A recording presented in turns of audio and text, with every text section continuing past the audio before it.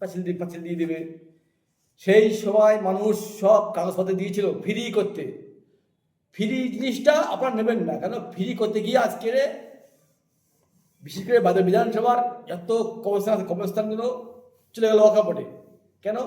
সেই সময় দিয়েছিল ফ্রি, মদের বাজার ফ্রি করতে, কিন্তু ফ্রি নয়, সব ওপরে সেটিং ছিল কীভাবে মসজিদ মাদ্রাসা কবরস্থান কীভাবে নেবে প্ল্যান চলছিল। সেটা আজকের বাস্তব হয়ে গেল যে ফ্রি করতে গিয়ে আজকে আমার নিজের ভিটে নিজের কবরস্থান আজকে সরকারের আন্ডারে চলে গেল। কেন?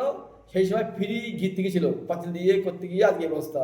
তাই বলছি বাদুড়িয়া বিধানসভা মানুষ আপনার সদাখন চোখ কান খোলা রাখুন।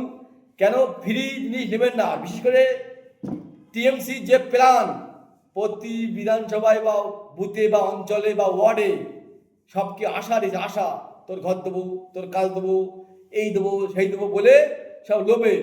ওই যে বলছি আপনার লোভী হয়ে যাবেন না। কেন? লোভ করতে গিয়ে আজকে সব শেষ। তাই বলছি যে মানুষটা হকের জন্য লড়ছে, প্লাস গরিবী হয়ে লড়ছে, অন্যের বিরুদ্ধে লড়াই করছে, তার পায়ে থাকা উচিত আপনাদের। তাই বলছি আগামী দিন আসছে 2026-এ বিধানসভা ভোট আসছে। আপনারা ভাবুন কি করবেন, চোর কেনবেন না যে হকে লড়তে থাকবেন, আপনারা ভাবুন। মমতা বন্দ্যোপাধ্যায় বলেছিল যে ওয়াকআপ নিয়ে গোলগুলি করার কোনো দরকার নেই, ওয়াকআপের জন্য মমতা বন্দ্যোপাধ্যায় আসে। তারপরে দেখা যাচ্ছে 5 দিন আগে উমিদ পোর্টালে জমি জায়গার সমস্ত কিছু তুলে দেওয়ার জন্য উনি আবার ইস্যু করলেন। এটাই তো বড় প্ল্যান।